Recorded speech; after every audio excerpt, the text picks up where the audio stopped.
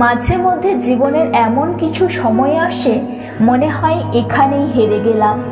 সেই মুহূর্তে বুঝতে পারি জীবন কতটা কঠিন। শরীর, মন, মেজাজ সবকিছু খারাপ থাকে, কিছুতেই কিছু ভালো লাগে না। জীবনের এই খারাপ পরিস্থিতিগুলো কাটিয়ে ওঠাই ভীষণ কঠিন। কোনো একটা সমস্যায় পড়ে সেখান থেকে যখন মুক্তির পথ খুঁজতে থাকি, তখনই একাধিক সমস্যার সৃষ্টি হয়। নিজেকে ঠিক রাখা তখন শক্ত হয়ে ওঠে।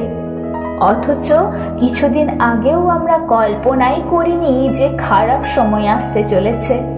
হঠাৎ করেই সহজ সরল জীবনের ছন্দ পতন ঘটে। এটা ঠিক, জীবনে কখন কি ঘটবে সেটা আগে থেকে জানতে পারি না। চরম বিপদের 2 সেকেন্ড আগেও আমরা ভাবতে পারি না যে বিপদ আসন্ন। আমরা প্রস্তুত থাকি না বলেই আমরা তা মেনে নিতে পারি না। এই খারাপগুলো আমাদের কাছে এমন ভাবে হাজির হয়, তখন আমাদের চারপাশের পরিস্থিতিও যেন খারাপ থাকে।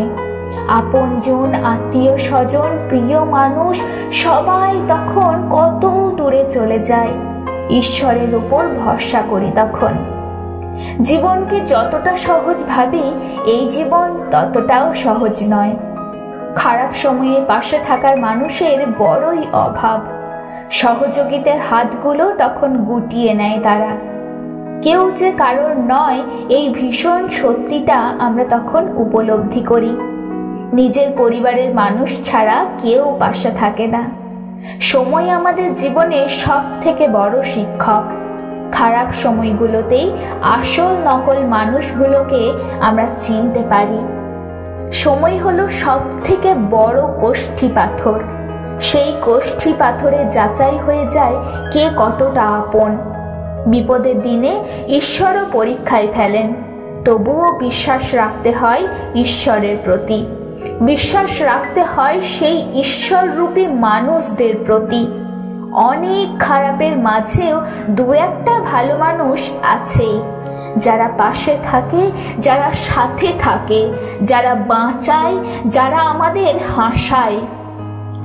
একদিন খারাপ সময় কেটে যাবে, নতুন করে আসার আলো দেখা যাবে। শুধু মনে রাখতে হবে, খারাপ সময়গুলোতে চেনা মানুষদের ভিড়ে কে ছিল আসল আর কে ছিল নকল।